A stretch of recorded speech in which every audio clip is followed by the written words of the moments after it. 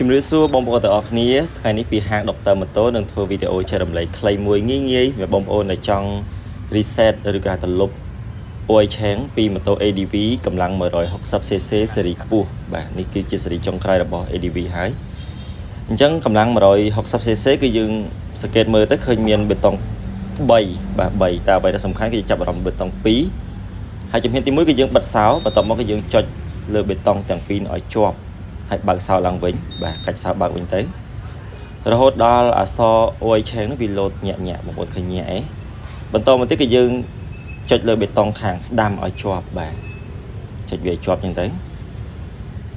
ពេលចុចជាប់ហើយវានឹងលុប oil change បានហើយអញ្ចឹងបងប្អូនប៉ុណ្ណឹងគឺអូខេងាយបាទហើយសម្រាប់បងប្អូនដែលត្រូវការជួសជុលម៉ូតូបដូរប្រេងម៉ាស៊ីនឬគ្រឿងតុបតែងលម្អផ្សេង